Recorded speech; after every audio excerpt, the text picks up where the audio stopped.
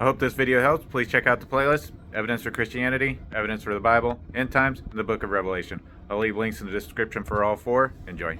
So our Kia Sedona van door, when closing, it gets kind of stuck like that with a gap and beeps at us. As you can see, this isn't closed all the way. What I did to fix it is just sprayed some of this blaster garage door lubricant. I'll leave an Amazon link in the description for the lubricant that I used. I am an Amazon associate, so I do earn from any qualifying purchases when using my link.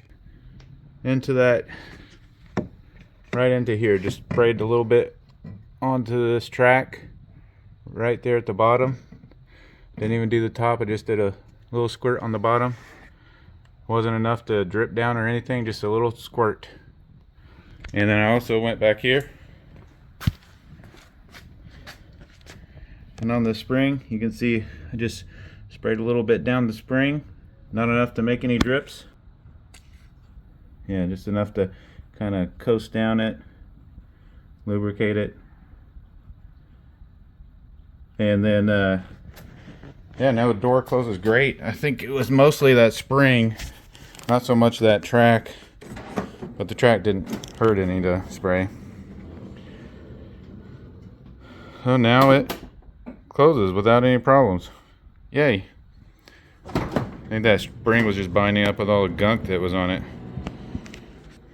One more time.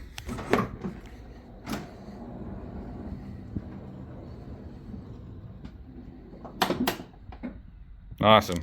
If lubricating those two spots fixed your problem, let me know in the comments. And also, if it did not fix your problem, let me know. And see if you can try some other spots, lubricating some other spots on the door where it moves and hinges, and then tell me in the comments what fixes that issue for you, and then we can all learn from each other.